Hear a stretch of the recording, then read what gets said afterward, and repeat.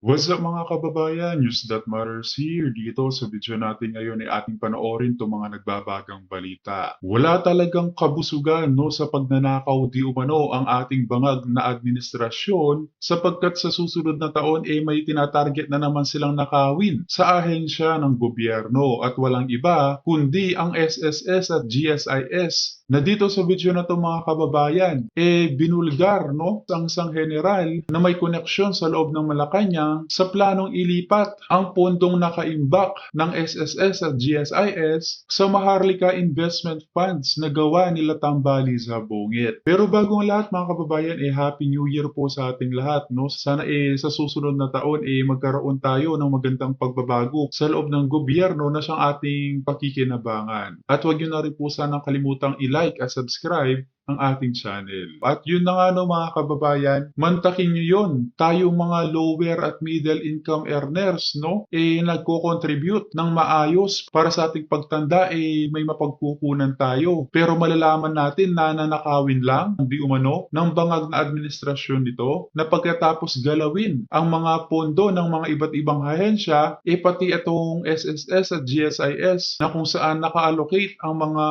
retirement funds ng maraming ordinaryong mamamayan, balak na galawin din di umano ang kakapal naman talaga ng pagmumukha. Kung kaya naman hindi ko na patatagalin pa, heto na ang buong video.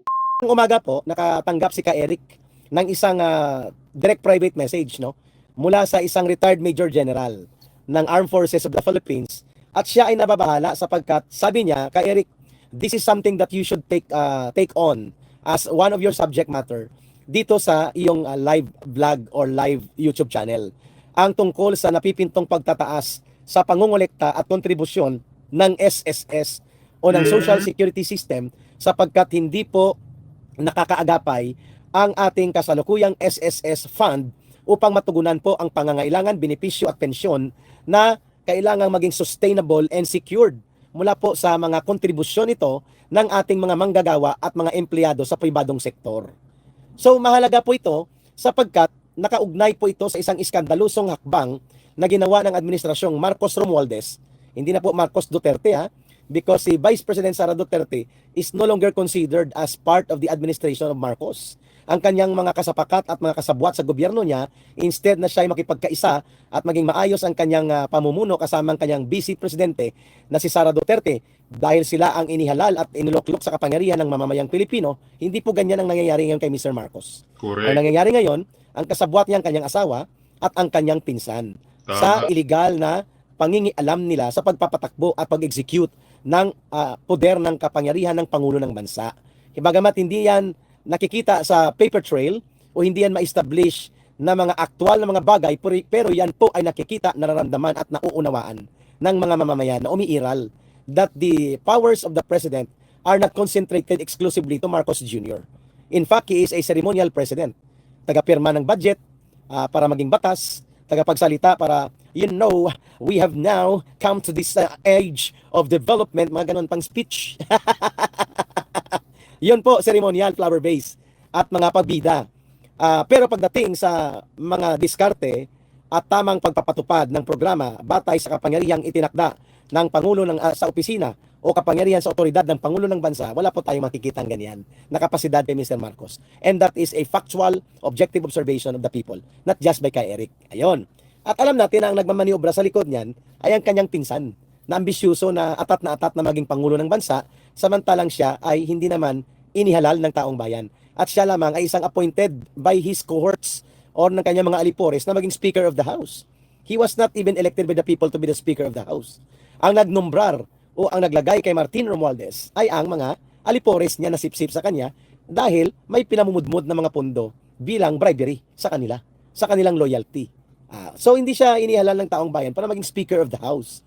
Pero pag makaasta, sobra pa sa Pangulo ng Bansa kapag gumamit ng kapangyarihan na pinapabayaan at kinokonsente lamang ni Marcos. At kitang-kita naman ng taong bayan na nangyayari ang ganyan. Pati po ang pangingialam ng kanyang asawa na si Lisa Araneta Marcos. Okay. Sabi ni Ulok sa pangalan pa lang, hinay-hinay lang Ulok sa iyong troll operation.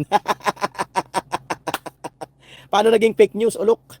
Ang sinasabi ngayon na kumakalat na sa mga balita, baka natutulog ka pa. At ang iyong pinagmamasdan ay ang mga chika babes pa na mga chismis ng mga showbiz na mga balita.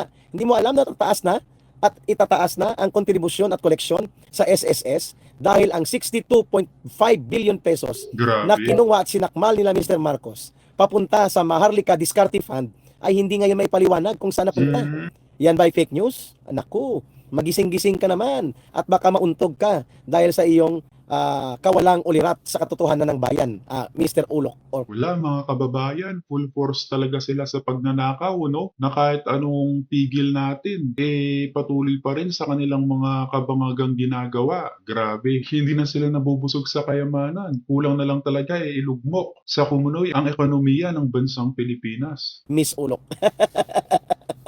Klaro. So, mantakin ninyo, kinuhanan po ng 62.5 billion pesos ang SSS. Kinuhanan din po ng 62.5 billion pesos ang GSIS. Ganon din po ang nangyari sa Land Bank of the Philippines at sa Development Bank of the Philippines. At tinipon ito na maging 250 billion pesos. At ang 250 billion pesos na karampatang counterpart ay kinuha yata sa Central Bank na pundo as representation ng isang diskarte na uri ng batas na ipinasa nila na tinatawag nilang Maharlika Sovereign Wealth Fund. Ngayon, after almost close to 2 years, hindi po may paliwanag ni Mr. Marcos at nila Romualdez na sila ang pasimuno nito ng Maharlika Discarte Fund kung saan na ito, ang 500 billion pesos na ito. Ganon din po ang nangyari sa SSS, GSIS, Development Bank of the Philippines at sa Land Bank of the Philippines. Walang report of accountability, walang investment transparency report, at walang investment program of accountability and report na isinasubmit sa taong bayan. Hindi nga makita kung saan ito ngayon ang 500 billion pesos na pondo ng mamamayan. Ayun. So, klarong-klaro po na ang pinagmumulan kung bakit itataas ang kontribusyon sa PhilHealth dahil kinatay din po at hindi na ibinalik ni Mr. Marcos sa kanyang seremonya na walang katuturan at isang bulastog na uri ng pagpipirma ng budget niya sa 2025 dahil hindi niya ni-restore ang 74.2 billion pesos na subsidy sa PhilHealth.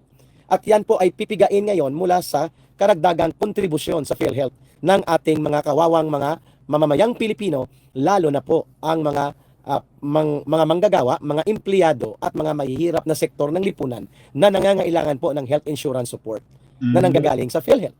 Lynn Shergold, thank you. So, ito pa, pangalawa, maliban na walang investment program report, walang accountability and transparency of status, itong Maharlika Discarte Fund nila Marcos at Romualdez, hindi rin po nila maipaliwanag kung ano ang status nito ngayon, ng perang ito.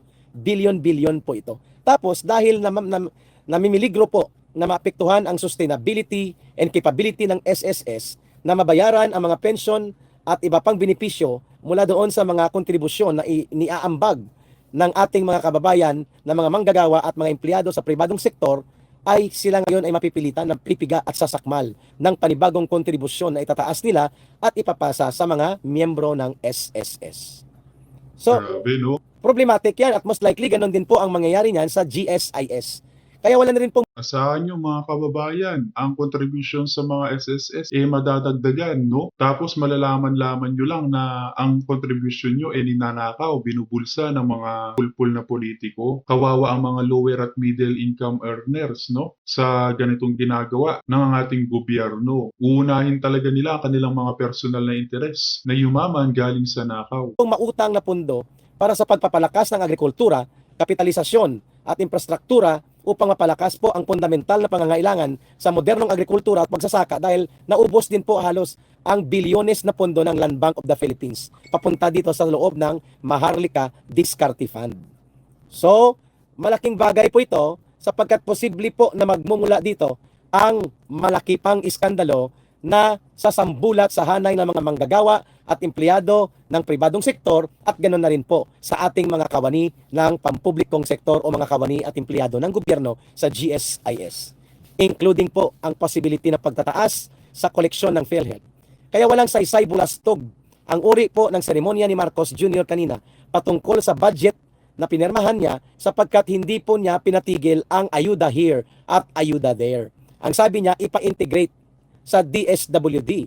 Pero ang 12 billion mahigit na pondo ng DSWD nawala at na-convert na maging ayuda here, ayuda there, which is actually a political bribery fund and political corruption fund na gagamitin sa eleksyon At kasabwat na ngayon ang maraming senador, kagaya ni Grace Poe at ni Chis Escudero, na mayroong 5 billion pesos sila na ayuda here, ayuda there, na political bribery fund nila na tumatakbo pa naman sa pagka-party list itong anak ni Grace Poe. At siya ang bidang-bidang, bibong-bibo na ipagpapatuloy ang AKAP at iba pang mga ayuda here, ayuda there, political bribery fund upang magkaroon sila ng hatian ng mga hudas sa pundo ng bayan. Hatian ng mga hudas sapagkat 21 billion ang kinatambaluslos at Grabe, mayroong no? 5 billion ang mga senador. Nagagamitin nila pero para mahilot ni Bongbong Marcos Jr. na hindi maging iskandaluso sa mukha ng taong bayan, ipapasok, i-integrate at kakabigin daw ito bilang Indigency Support, Alleviation and Social Welfare Fund ng DSWD. Nako, wag mo na kaming bulahin, Mr. President. Yan pa rin po ang nature niyan. The essential and substantial status ng ayuda here, ayuda there is not being changed at all. Even if you're telling us na ito'y naka-integrate sa loob ng proseso ng DSWD. Kasi manggagaling pa rin ang kumpas ng pagpaparelease niyan sa iyong pinsan na si Martin Romualdez. Yun. So hindi po pinatigil ang iskandaluso at hokus-pokus na hudas budget nila na ayuda here, ayuda there, na pang isang panloloko at isang grand design of political bribery and political corruption. Instead na yan ay ipundo para sa mas maraming ospital, gamot, kalsada, at mas marami pang mga paaralan, libro, at pagkain at pagpapaunlad ng agrikultura at pagpapalakas ng ating depensa o national defense capability. Ang mga bilyones na pundong ito, including ang Magic Maharlika Development Fund na 500 billion na hindi may paliwanag at may pakita ngayon, yan po ang dahilan na bulastog ang uri ng seremonya ng pagpipirma ng budget kanina ni Mr. Marcos. And it is a big insult to the historical and martyrdom memories of Dr. Jose Rizal na dito pa niya itinaon sa Rizal Day. Eh, hindi naman para sa taong bayan ang budget na ito. Para ito sa bulsa ng mga kawatan at hudas na politiko ng Kongreso at mga kasabwat ni Marcos, of course. 'Di ba? Hindi yan budget ng taong bayan. Mantakin mo, ipapasan nyo sa mga manggagawa at empleyado sa pribadong sektor. Ang pondo nila kinuha at sinakmal nyo papunta sa Maharlika Discarte Fund at ngayon, papataasan nyo ang koleksyon at kontribusyon sa SSS. And most likely, ganoon din sa PhilHealth at GSIS na kayo ang kumatay-katay at kayo ang nagsakmal ng mga pundong ito na hindi naman bumabalik sa kapakinabangan at benepisyo ng mga taong bayan at ng mga contributors at mga miyembro ng SSS at GSIS. So klaro po na budget ng mga hudas at ng mga hoodlum itong 2025 budget.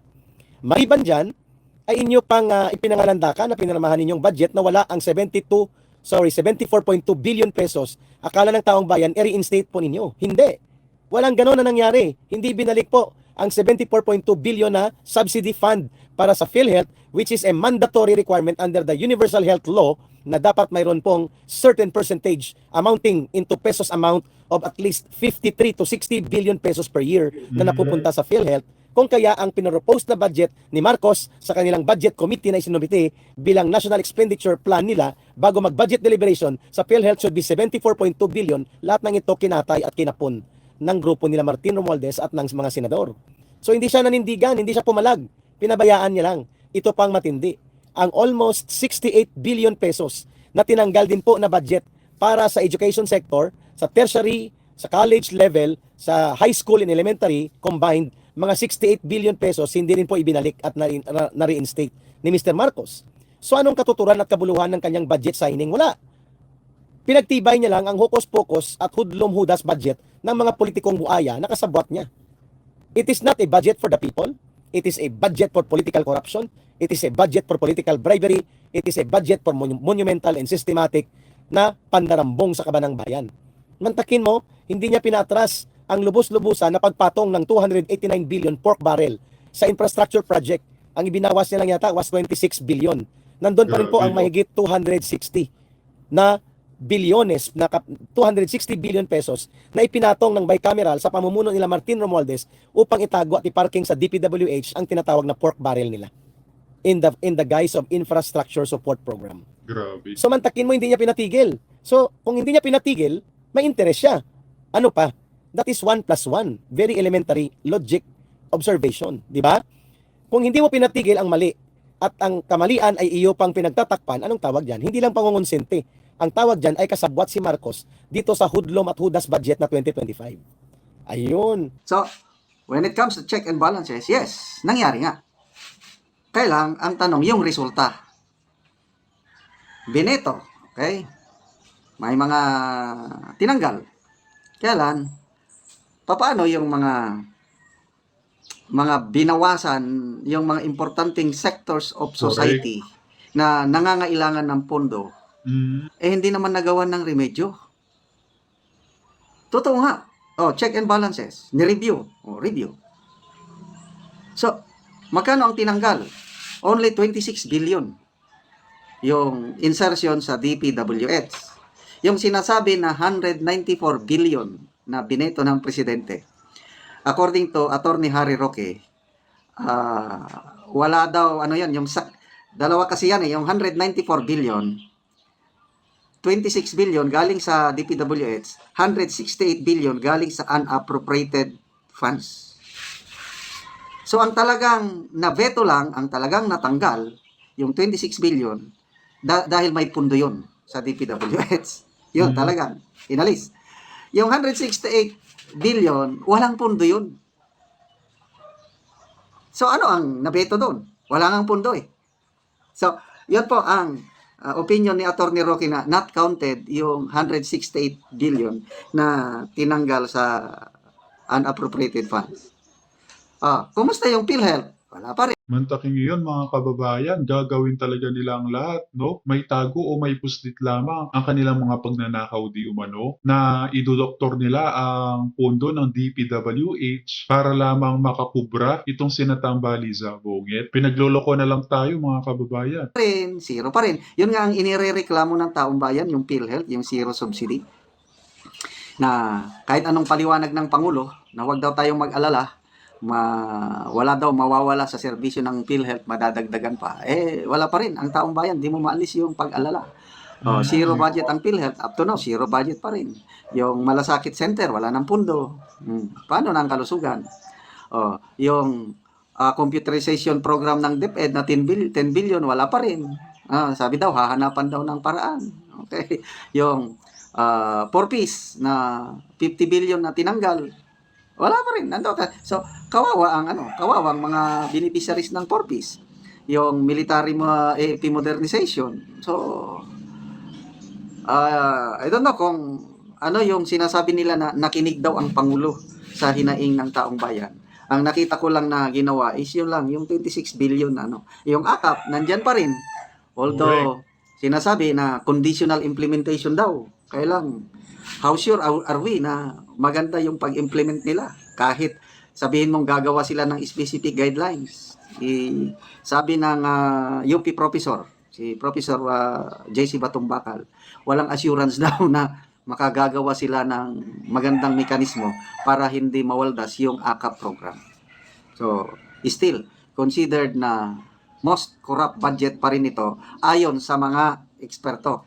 Si Professor Cielo Magno, ito yung Professor Batong Bayan, yung Makati Business Club, nanawagan sila na i-restore yung mga pundo, wala rin eh. So yung mga nagmanifesto, Makati Business Club, yung UP alumni, yung mga retired PME generals, ang panawagan ng retired generals, ibalik ang budget sa BICAM, wala rin. Pati ang mga Makabayan Black nag-kilos proteste kaagad dahil wala daw itong budget na ito. Yung mga religious leaders, mga obispo, mga kaparian, self-serving budget daw ito. Okay? So anyway, magbasa tayo dito sa mga people who reacted dito sa statement ni Senate President. 4,200 people who reacted. Ilan ang naniwala? Ilan ang tumawa? Okay. Out of 4,200, 2,800 ang tumatawa, 783 ang galit. So this is 3,600. Ang nag-like lang is 450. Ibig sabihin, around 95% galit or tinatawanan itong statement ng Senate President. Hindi sila naniniwala nga, anong sabi niya? Buhay na buhay daw ang demokrasya sa ating bansa. Makikita dito. Mabuti at may feature na ganito itong sa Facebook. Makikita mo ang... Okay, so magbasa tayo ng mga ilang comments. Luis Calalang, no more of this kind of politicians. Okay? Team Paulino. This is not the same cheese from the Arroyo years. Raymond Romeo Porques Hismana. Hallmark sign of corruption in Congress is when public works budget increases while health and education decreases. This is true to all democratic nations. Habib Sanki. Today's politicians think speeches make good politicians, but they are actually only good at ulterior motives. Roy Olsen de Leon. Vibrant corruption is the more appropriate description of the process. It has sealed corruption and you are part of it. Cheese. Neas Rodriguez. Pinoy lawmakers are the first law breakers. Pedro Gonzalez. The worst budget in Philippine history ever. Cause zero budget for PhilHealth. Government counterpart for PhilHealth is a must. John Michael Ortega. What is he saying? Is he blind or what? Corrupt politicians bickering over the hard-earned money collected from the people. He's telling you that we have a strong democracy and that it has a working system that checks and balances. Again, what the... medyo masama yung sabi niya. Huwag ko nang basahin. Herrera Fidel. No reason to be a Senate President. Lack of knowledge and principles. Nads Fortuno. Philippines are rich but people are poor because of corruption. Real talk lang tayo. So, dito sa comments, halos lahat negative comments para sa Senate President. Sa people who reacted, 95% tinatawanan lang or galit sa statement na ito ng Senate President. Bigyan natin ngayon ng reaksyon itong statement ni Senate President Chis Escudero tungkol sa terma ng Pangulong Marcos sa 2025 budget. Ito ipinost ng GMA News 9 hours ago. So ito yung, basahin ko muna sa GMA News Senate President Francis Chis Escudero said, the approval of the 2025 National Budget Law signals a vibrant checks and balances system in the government as he welcomed the signing of the General Appropriations Act for next year. In a statement, Escudero noted President Ferdinand Bongbong Marcos Jr.'s remark that the people's inputs was taken into account in reviewing the 2025 GAA, saying this is a positive sign that the President listens and that democracy is well and alive in the country. Okay? So ito yung exact statement ng Senate President. Basahin ko. If governance is defined as allocating scarce resources, then I am truly elated and encouraged that the people and all the branches of government took an active part in governance and governing of our country, period. This is precisely what democracy means, and that it shows that we have a strong one where the system of checks and balances is alive and well. Senate President Francis Escudero. Okay. At yun na nga ng mga kababayan, narinig natin itong mga nagbabagang balita na dala nila ka Eric at General Macanas. As always, mga kababayan, kita na lang ulit tayo sa ating next vlog. Happy New Year po sa ating lahat. Ingat and God bless.